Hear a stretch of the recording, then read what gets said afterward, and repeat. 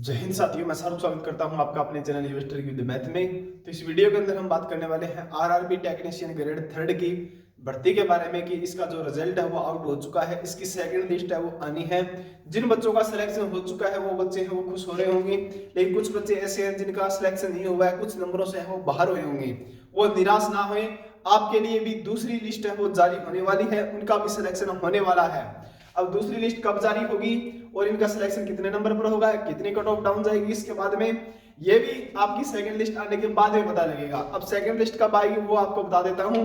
देखो इसके अंदर क्या होता है, रिजल्ट आ गया, रिजल्ट आने के बाद में आपका क्या होगा, यहाँ पर डॉक्यूमेंट वेरिफिकेशन होगा, फिर यहाँ पर क्या होगा, मेडिकल होगा।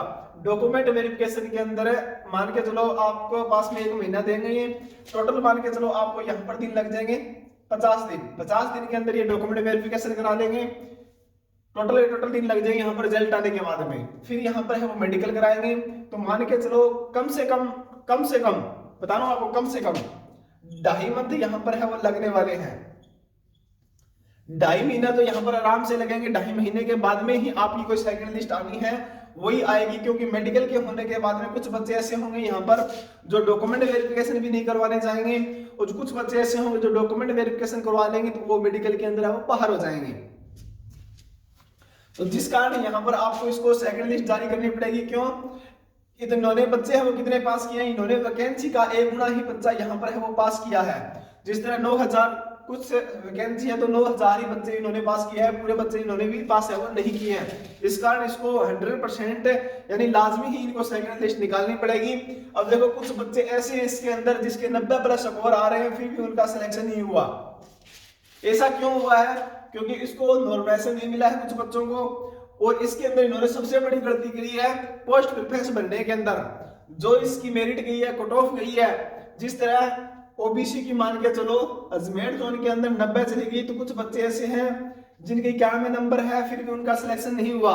वो उसकी गलती ये हुई है जो 90% कट ऑफ हुई है पोस्ट प्रेफरेंस के ऊपर, इसका उन्होंने वो पोस्ट है वो प्रेफरेंस के अंदर नहीं डाली और उनका सिलेक्शन नहीं हुआ। ये हुआ है, और उससे कोई गलती नहीं हुई है। ये मत सोचना फर्जीवाड़ा हुआ है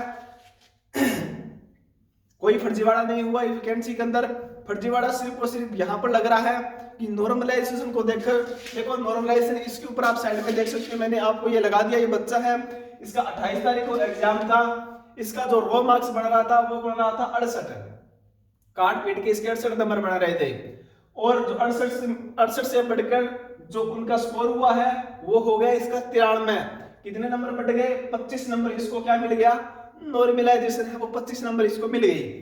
अब नीचे देखो सेकंड नंबर बच्चा, इस बच्चा का 30 तारीख को एग्जाम था और 50 इसका रो मार्क्स बना रहा था, और फिर रो मार्क्स बढ़कर इसका नंबर हो गए 93। टोटल कितने नंबर बढ़ गए, 43 नंबर। यहाँ पर देखो नॉर्मलाइजेशन का खेला यहाँ पर होता है, 43 नंबर नॉर्मलाइजेशन यहाँ पर मिल रही है टेक्नीशियन वालों को।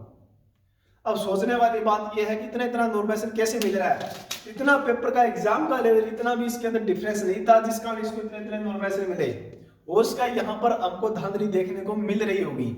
लेकिन कुछ बच्चे ऐसे हैं जैसे 90 आ रहे हैं, उनका भी सिलेक्शन नहीं हुआ, लेकिन कट ऑफ है वो 88 पर गई है, 87 पर गई है या 80 पर गई है, लेकिन उन्होंने वो पोस्ट प्रेफरेंस नहीं चुनी है जिस कारण उनका सिलेक्शन नहीं हुआ है।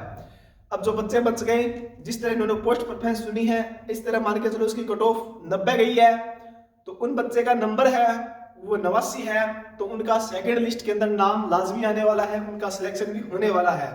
सेकंड लिस्ट लगभग 3 महीने 2.5 महीने के बाद में आपकी सेकंड लिस्ट जारी होगी। अभी आपकी सेकंड लिस्ट जारी नहीं होनी है, इसके अंदर कुछ टाइम लगेगा।